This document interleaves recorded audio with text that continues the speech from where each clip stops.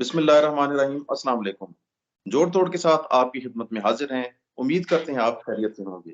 ہماری دعا ہے آپ جہاں جہاں تشریف فرما ہیں اللہ تعالیٰ آپ پر اپنا خاص فضل اور کرم فرمائے۔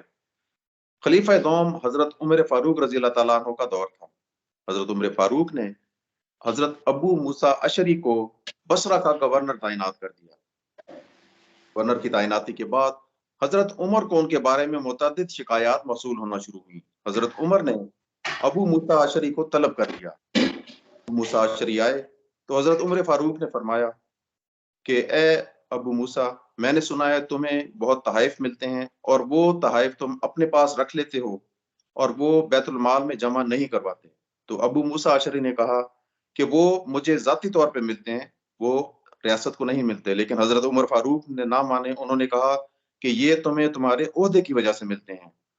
خیر، حضرت عمر فاروق نے حضرت ابو موسیٰ اشعری کو معزول کر دیا اور انہیں ٹاٹ کے کپڑے پہنائے اور بیت المال سے انہیں سینکڑوں بکریاں دیں اور کہا کہ جاؤ تم اب سے جنگل میں بکریاں چراؤ گے۔ ہچکچانے لگے تو حضرت عمر فاروق رضی اللہ تعالیٰ عنہ نے کہا کہ نہیں، یہ تمہارے باپ دادا کا یہی کام تھا، یہ تو نبی پاک صلی اللہ علیہ وسلم کی نسبت سے تمہیں گورنری ملی تھی۔ کچھ عرصے کے بعد حضرت عمر فاروق خود جنگل میں چلے گئے یہ دیکھنے کے لیے کہ ابو موسیٰ اشعری بکریاں چرا رہے ہیں۔ تو دیکھا کہ بکریاں چر رہی تھیں جنگل میں، اور حضرت ابو موسیٰ اشعری ایک ٹیلے کے ساتھ ٹیک لگا کے بیٹھے تھے، ان کے چہرے کا رنگ زرد پڑ چکا تھا۔ تو حضرت عمر فاروق فرمانے لگے، اے ابو موسیٰ، اب بھی تمہیں تحائف ملتے ہیں؟ تو حضرت ابو موسیٰ اشعری کافی شرمندہ ہوئے اور کہنے لگے کہ اے خلیفہ دوم، مجھے سمجھ آ گئی ہے۔ تو یہ تھی وہ ریاست مدینہ جہاں پہ ایک ایک چیز کا، ایک ایک پائی کا حساب دینا پڑتا تھا، اور ایسا وہ طرز حکومت تھا کہ اس کی مثالیں آج بھی دنیا دیتی ہے۔ اور ایک ہم ہیں، ہمارے حکمران ہیں کہ اپنے جو توشہ خانہ ہے، توشہ خانہ سے اپنی چیزیں چوری کرنے میں مصروف ہیں، اور جب پکڑے جائیں تو جعلی رسیدیں دیتے ہیں اور جھوٹ بولتے ہیں، فراڈ کرتے ہیں اور دھوکہ دیتے ہیں۔ یقینی طور پہ سمجھ گئے ہوں گے کہ سابق وزیر اعظم عمران خان جو گھڑیاں چوری کرتے پکڑے گئے اور اس کے بعد جھوٹ بھی بولتے پکڑے گئے، ان کا کیونکہ گھڑی کا خریدار بھی سامنے آ گیا، اور وہ پاکستان میں جو مبینہ ان کا خریدار تھا، انہوں نے کہا تھا کہ محمد شفیق نامی تاجر کو انہوں نے گھڑی بیچی، وہ بھی سامنے آ گیا، اس نے بھی اس کی تردید کر دی۔ تو محسن صاحب کیا کہیں گے آپ؟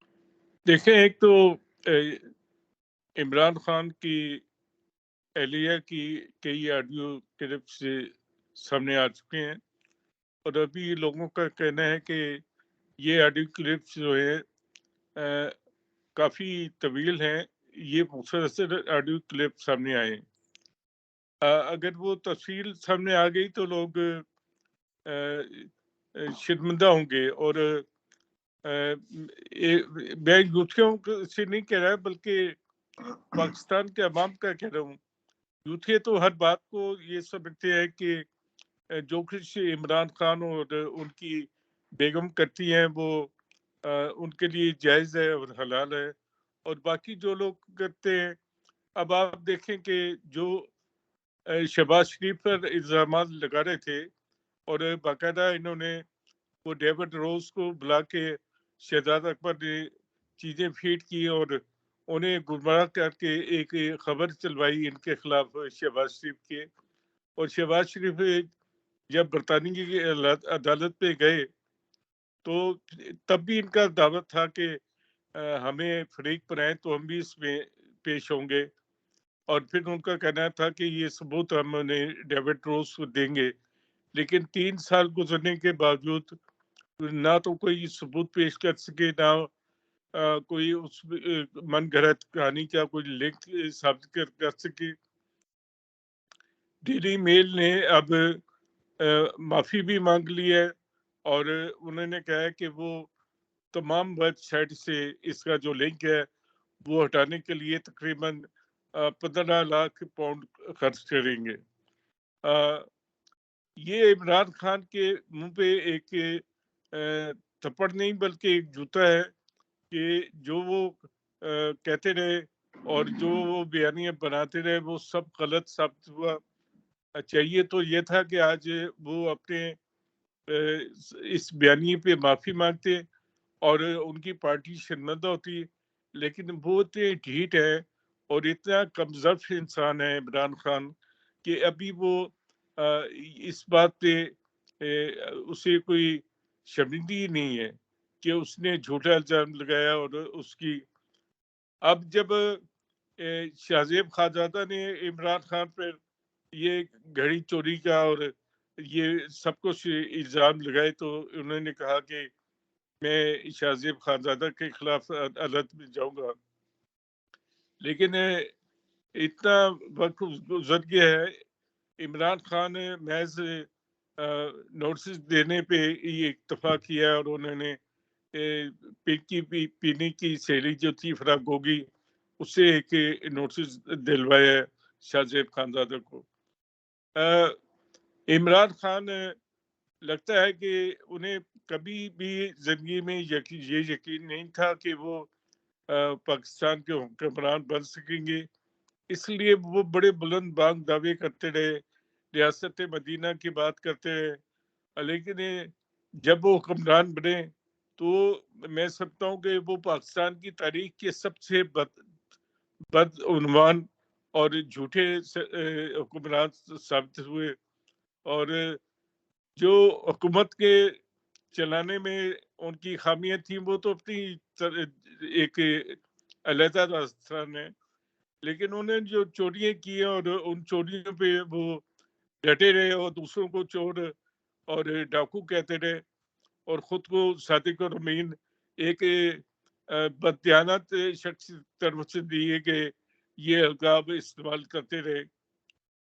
لیکن وقت نے ثابت کیا ہے کہ عمران خان اور ان کے ساتھی جو ہیں وہ غلط ثابت ہوئے ہیں اور ایون کہ برطانیہ کی عدالت نے بھی انہیں غلط ثابت کر دیا ہے.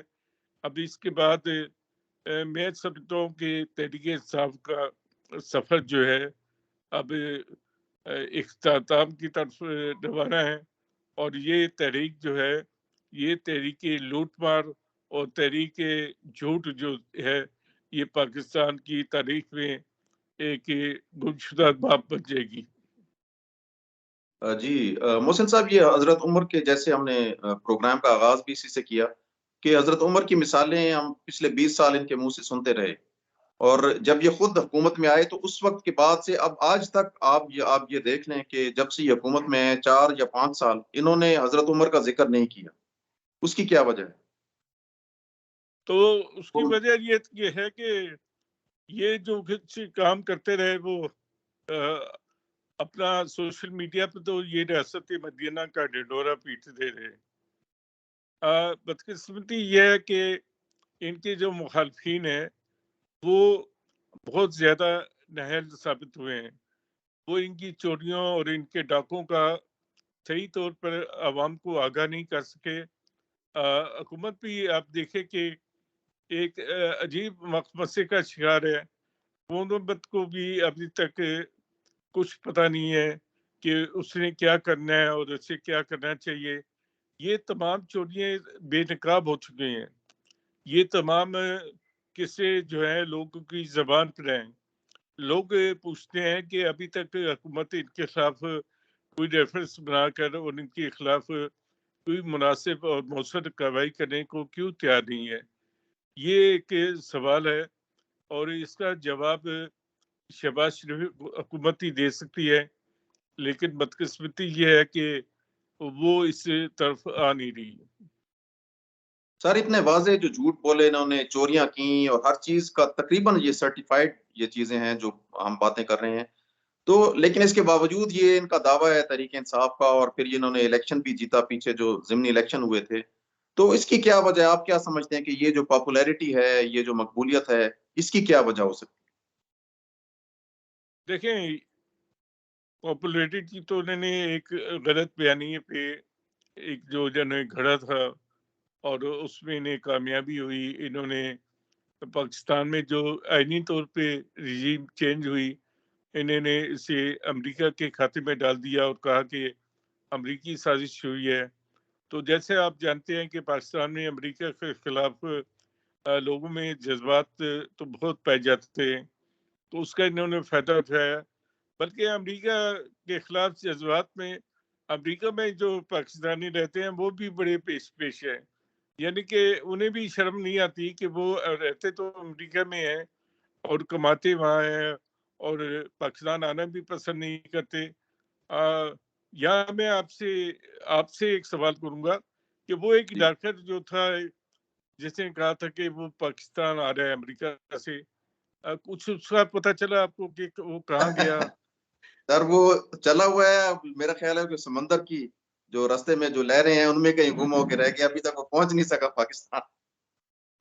تو آپ یہ دیکھیں کہ ان تو پی ٹی آئی والوں کے جھوٹے بیانیے، جھوٹے دعوے اور جھوٹی باتیں کتنی انہوں نے سوشل میڈیا کو جو ہے اپنے ایک مؤثر ہتھیار کے طور پہ استعمال کیا ہے اور اس کو کامیابی سے استعمال کی ہے، جبکہ عملی حقیقت اس کے برعکس ہے۔ آزاد کشمیر کے الیکشن میں انہیں شکست ہوئی ہے، واہ کینٹ میں کینٹونمنٹ بورڈ کے ضمنی انتخاب میں انہیں شکست ہوئی ہے، اور یہ جو پنجاب میں الیکشن ہوا تھا اور جو عمران خان نے 6 سیٹیں جیتی تھی، یہ باجوہ دور کی باتیں ہیں۔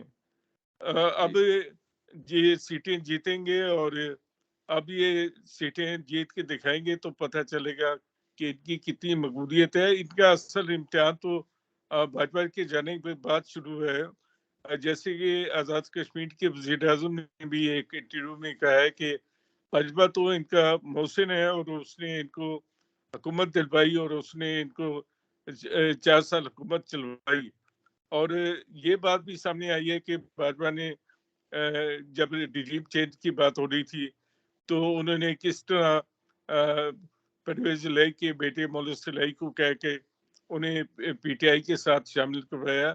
تو یہ باتیں تو سب ریکارڈ پہ ہیں، لیکن یہ احسان فراموش ہیں اور احسان فراموشی کے ان کو جلدی سبق ملنے والا ہے۔ محسن صاحب بہت شکریہ، اب تک کے لیے اتنا ہی، اگلی نشست میں نئے موضوع کے ساتھ ملاقات ہوگی، تب تک کے لیے اللہ حافظ۔